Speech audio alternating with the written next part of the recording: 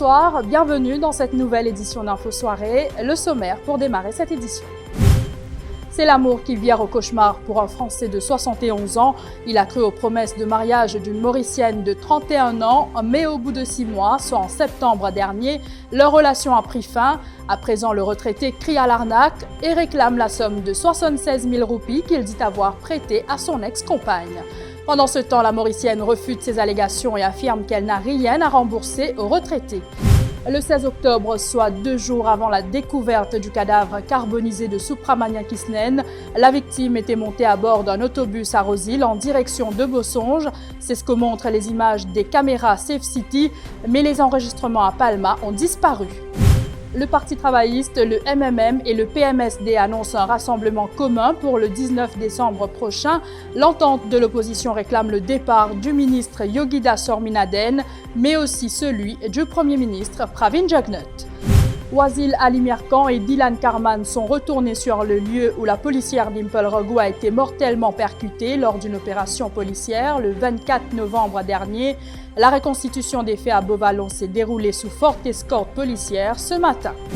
Et vendredi festif demain, dans le cadre du festival Kiltia et Langaz créole mauricien, 4 événements au programme, parmi la soirée typique à 19h au Morne. À 71 ans, il croyait avoir finalement rencontré l'amour de sa vie à Maurice, mais grande a été la désillusion de Christian. Originaire de Cannes, ce ressortissant français a posé ses valises à Maurice depuis 2014. Depuis, il avait convolé en juste noces avec une Mauricienne, mais après 5 ans de vie commune, ils se sont séparés au mois de janvier et 2 mois plus tard, soit durant la période de confinement, le septuagénaire est tombé sous le charme d'une autre Mauricienne sur Facebook, une habitante de Rivière-des-Anguilles, de 40 ans, son cadet.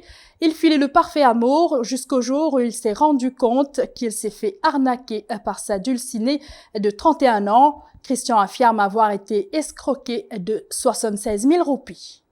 J'ai été victime d'une arnaque, 76 000 roupies en plusieurs fois. Une personne de Rivière-des-Anguilles qui a un salon de coiffure à Rivière-des-Anguilles. On s'était connus au mois de mars de cette année. On devait monter ensemble un commerce et elle m'a réclamé plusieurs fois de l'argent. Je lui ai fait signer une reconnaissance de dette. Elle veut pas rembourser, quoi. Elle m'a quitté pour un Rodriguez. J'ai vu la police l'a interpellée. Elle prétend que c'est pas sa signature, elle prétend que je lui fais des chantages pour sortir ensemble, alors elle veut pas rembourser les 67 000 roupies. La police m'a dit de voir avec un avoué parce que c'est civil. C'est ce que j'ai fait. Pour l'instant, je poursuis avec un avoué. Il lui a envoyé une lettre pour qu'elle paye. Elle n'a pas répondu à la lettre. Voilà. Sollicitée, la femme en question nie toute cette histoire de remboursement d'argent. Selon elle, Christian lui a volontairement remis de l'argent.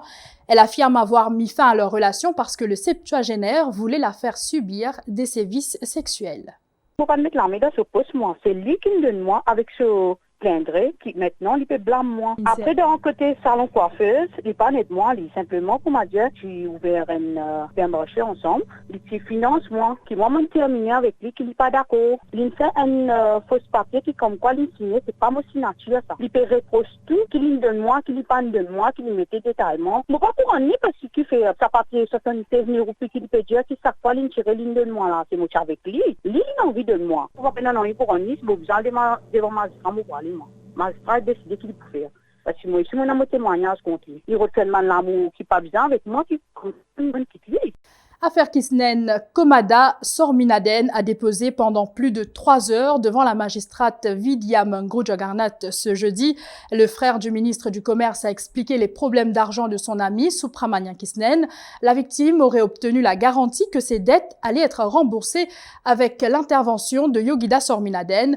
Le ministre, selon les déclarations faites par son frère, sous serment, aurait demandé à Subramanian Kisnen de rencontrer 2 personnes la veille de sa disparition. Lors des travaux de cette enquête judiciaire, on a également appris que la police avait perdu de vue la victime à Palma. Subramanian Kisnen a pris un autobus à Rosyth en direction de Bosonge. Shivani Venkatachelum Chilamen, bonsoir. Le trajet de la victime a été retracé jusqu'à Palma et ensuite les images de Safe City ont tout bonnement disparu. Bonsoir Mélanie. Cette information a été communiquée par le constable Abiram, affecté au centre de contrôle Safe City à Eben. Le policier a montré à la cour les images de la victime dans la région de Rose-Hill. Ensuite, Supramanien Kisnen est monté à bord d'un autobus à destination de Bosonge. Le trajet a été suivi. À aucun moment la victime n'est descendue de l'autobus, mais à hauteur de Palma, l'on perd sa trace. Les caméras Safe City fonctionnent, mais pourtant les images ne sont pas disponibles. Ensuite, il y a eu la déposition de Kumada Sorminaden. Il a expliqué que la victime faisait face à des problèmes d'argent. Dans un premier temps, Supramanien Kisnen aurait menacé le ministre du Commerce de le dénoncer, mais ce dernier a su trouver les bons mots. Yogida Sorminaden l'aurait référé à 2 personnes, Deepak Bonomali et Rudy Apana. À en croire le témoignage de Kumada Sorminaden, ces 2 personnes allaient remettre un total de 5 millions de roupies à la victime, 3 millions pour rembourser ses dettes et Supramanien Kisnen allait garder les 2 millions restants. Le trio s'est rencontré dans un chemin situé non loin de l'ICAC le 15 octobre dernier dans un pick-up de couleur blanche. Ensuite, le lendemain, Supramanien Kisnen devait rencontrer un dénommé Ravi. La victime en a fait part à son ami Komada. Il a simplement dit « l'IP est arrivé là ». C'était le 16 octobre dernier. Ce dénommé Ravi a été l'une des dernières personnes à rencontrer la victime avant que son cadavre ne soit retrouvé 2 jours plus tard et carbonisé. Et les 3 partis de l'opposition annoncent un rassemblement pacifique le 19 décembre prochain à Moka.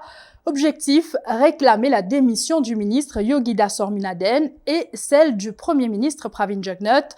En conférence de presse cet après-midi, les leaders du Parti travailliste, du PMSD, du MMM et le leader de l'opposition ont affirmé que ce rassemblement est un soutien aux proches de Supramanien Kisnen, mais également pour dénoncer la gestion du pays par le gouvernement. Candlelight, que non seulement nous pour présents dans ce rassemblement symbolique-là, mais nous invitons toute la population, tous les camarades qui sont attristés par la façon dont nos pays peut descendre aux enfers, dont la police, bien sûr, peut traiter avec nonchalance l'affaire de la mort de ce monsieur Kisnen-là. Toute la question, n'est-ce pas, de Yogida Sorminaden, nous pourrons redire avec force notre demande qui Yogida Sorminaden démissionne comme ministre. Je vous retrouve après la pause pour la suite de ce journal. Sevemont Music Festival à nous fêter! Vendredi 18 décembre, c'était à 11 et à soir, Parking Sevemont, Nouvelle-France. Vanessa Matthews, Jazirika, GSB Morning Game, Alara Manissum et le groupe Ravana. Billets à partir de 300 roupies, le ticketbox.mu et dans 24 supermarchés Sevemont.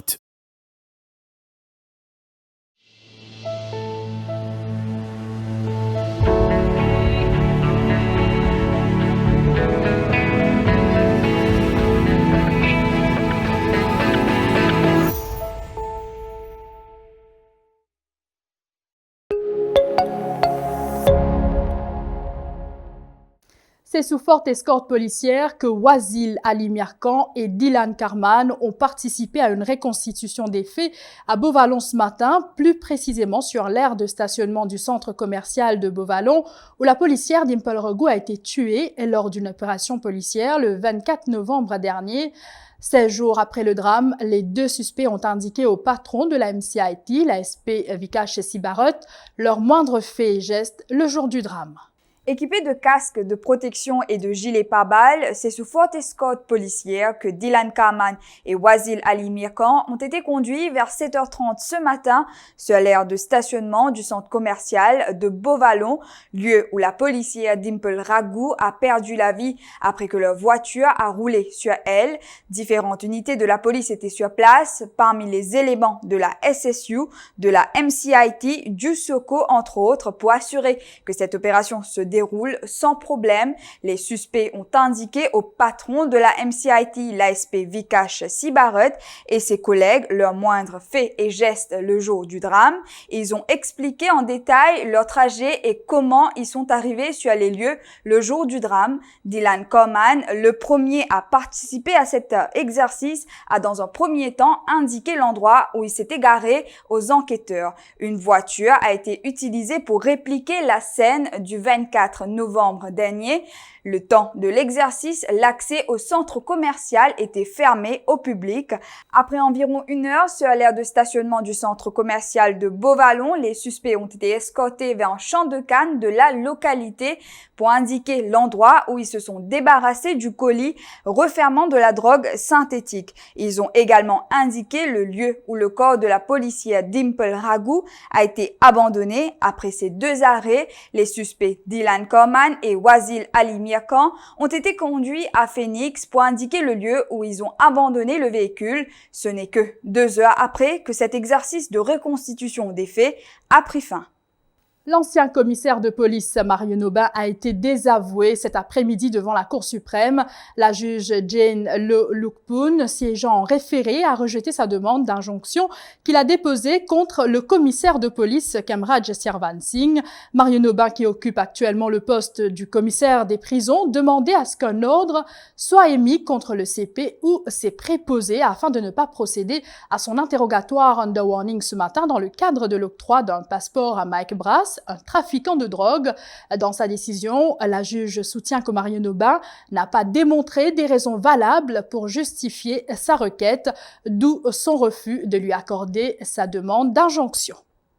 Une panoplie d'activités au programme du festival Kiltia avec langage créole mauricien demain à 18h, festival cinéma au Max Ciné de Port-Louis, soirée typique à 19h au Morne, festival théâtre à 19h au théâtre Serge Constantin et un concert hommage à Inonakid, toujours à 19h au stade Père-Laval à Sainte-Croix. Notons que le festival Kiltia et langage créole mauricien est organisé par le ministère du Tourisme, le ministère de l'Autonomisation de la Jeunesse, des Sports et des Loisirs, ainsi que le ministère des Arts et du Patrimoine culturel. L'événement prend fin le 13 décembre prochain. Voilà, c'est ici que prend fin cette édition. Merci de l'avoir suivi et très bonne soirée à vous. L'info en continu sur le www.defimedia.info.